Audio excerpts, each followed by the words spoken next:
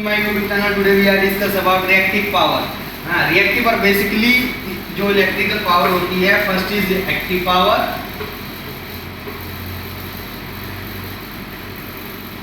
Second is reactive power,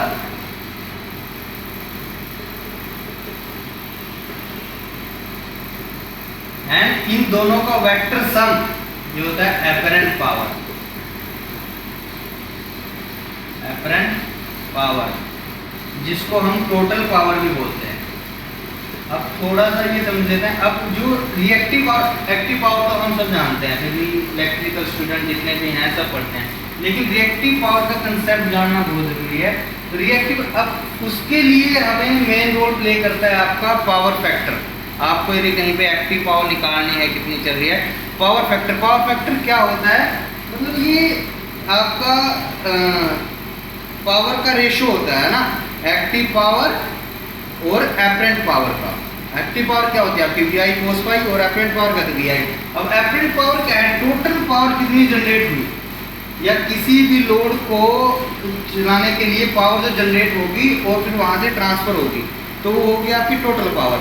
अब लेकिन use कितनी हो रही है उसमें से, उसके लिए आपको जो फैक्टर चाहिए उसको बोलते हैं हम पावर फैक्टर।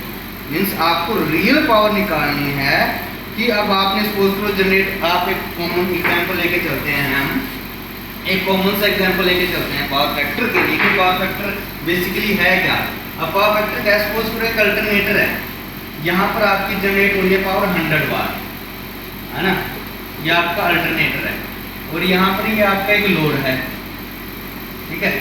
अब लोड और इसमें यहाँ पे आपकी 100 वाट जनरेट हो रही है। अब यहाँ पे आप जब पावर मेजरमेंट करते हो V × I, यहाँ पर 100 वाट आ रहा है, लेकिन जब आप यहाँ पर पावर मेजरमेंट करोगे, यहाँ पर आप देखोगे मेजरमेंट आ रहा है आपका 90 वाट। तो अब आपका 10 वाट कहाँ पे गया, अब आपका 10 वाट इसका मतलब क्या है, ये है रिएक्टिव पावर। अब रिएक्टिव पावर आप इसको निकालोगे कैसे, ये आपके पास 100 वाट यदि आ रही है, अब यहाँ पे आपको यदि आप 100, इसका मतलब आप जो फैक्टर है जिससे आप इसको मल्टीप्लाई करना है वो है 0.9। भाई आप 100 को जब 0.9 से मल्टीप्लाई करोगे तो 90 आएगा, इसका मतलब cos phi कितना है यहाँ पर 0.9। अब 0.9, अब ये 0.9 है क्या, 0.9 क्या है, कोसाइन ऑफ एंगल, उसकी वैल्यू है कोसाइन एंगल की, cosine of angle between voltage and current, उसी को पावर फैक्टर बोलते हैं ना। मींस अब आपको यहाँ पर पावर यूज कितनी हो रही है 100 वाट में से, मींस इस 100 में हम क्या मल्टीप्लाई करें कि हमें रियल पावर मिल जाए, उसको बोलते हैं आप पावर फैक्टर, है ना, रियल पावर निकालने के लिए। अब रिएक्टिव पावर का क्या है कि आपकी जो 10 वाट यहाँ से सपोज करो कि रिएक्टिव पावर है, रिएक्टिव पावर कंज्यूम नहीं होगी, ओनली यहाँ पर क्या होगा, यदि आपका सपोज करो most of the cases load आपका इंडक्टिव ही रहता है ना, इंडक्टिव लोड रहेगा। और यदि आप मान लीजिए कैपेसिटिव लोड होता नहीं है, कैपेसिटर तो हम लगाते हैं पावर फैक्टर इंप्रूवमेंट के लिए।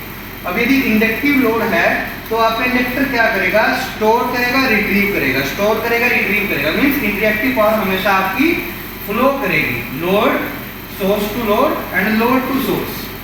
मतलब जैसा आपका पॉजिटिव हाफ साइकिल है तो लोड, नेगेटिव हाफ साइकिल है तो सोर्स। तो रिएक्टिव पावर हमेशा आपका स्टोरेज रिट्रीवल ये चलता रहेगा। मीन्स आपकी 10 वाट ये कंज्यूम नहीं होगी। तो अब इसका क्या है, देखो रोल तो प्ले। अब एक बार हम ये भी करेंगे, अब हम क्या करते हैं, कई बार सोच लिया हम क्या करते हैं आगे, ये हमें 10 वाट ग्रिड से या सोर्स से ना लेनी पड़े। ये जो रिएक्टिव पावर किसी भी लोड को है, लोड आपका सपोज करो कोई मोटर है, जनरली आपका मोटर, कंप्रेसर, AC, जितने भी आपके फ्रीज, सब में मोटर से जहाँ भी मोटर आपकी यूज है सब में इंडक्टर्स यूज होते हैं। इंडक्टर्स यूज होता है, रिएक्टिव पावर चाहिए हर एक को, है ना, चाहे वो फैन मोटर हो, कोई मोटर, आप घर में जितने भी लोड होंगे most of the load are inductive, ठीक है। अब क्या है कि इंडक्टिव लोड है तो रिएक्टिव पावर चाहिए। अब रिएक्टिव पावर चाहिए, यदि वो रिएक्टिव पावर आप चाहते हो कि वो ग्रिड से ना आए, सोर्स से ना आए, तो आप क्या करते हो, उसके लिए कैपेसिटर बैंक यूज करते हो। अब उसका वो इसलिए यूज करते हैं, यदि आप रिएक्टिव पावर यहाँ से आएगी, अभी क्या करेगा, जो यदि इंडक्टिव है, यदि इंडक्टिव लोड है, यदि आपका इंडक्टिव लोड है, ये लेगा तो आपका लैगिंग वोट, है ना, जो रिएक्टिव पावर की यूनिट होती है वो होती है लैगिंग वोट, और देगा क्या आपको, जो रिट्रीव करेगा वो देगा लीडिंग वोट। लीडिंग बोर, ठीक है।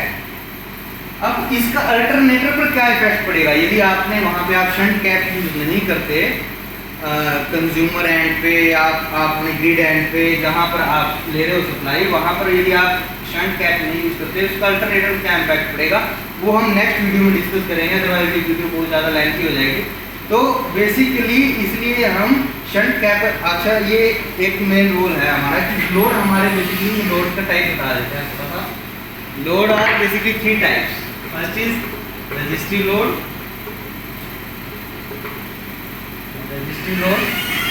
Second is inductive load and third is, ये कैपेसिटिव लोड होता नहीं है, कोई भी कैपेसिटिव लोड है ही नहीं है, ये हम कैपेसिटर बैंक यूज कर सकते हैं।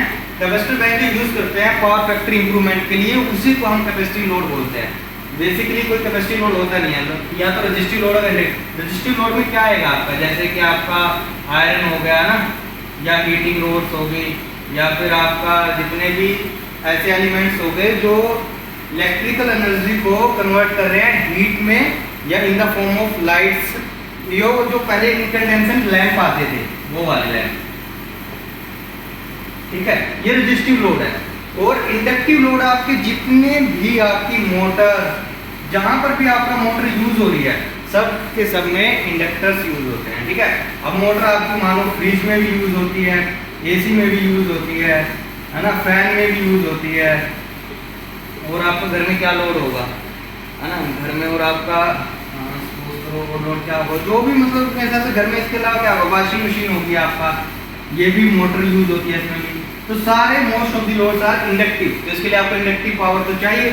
इस पावर को इंडक्टिव, ताकि आप यदि रिएक्टिव पावर ग्रिड से सोर्स तक ऐसे फ्लो करेगी तो आपका जो लॉसेस है वो बढ़ जाएंगे।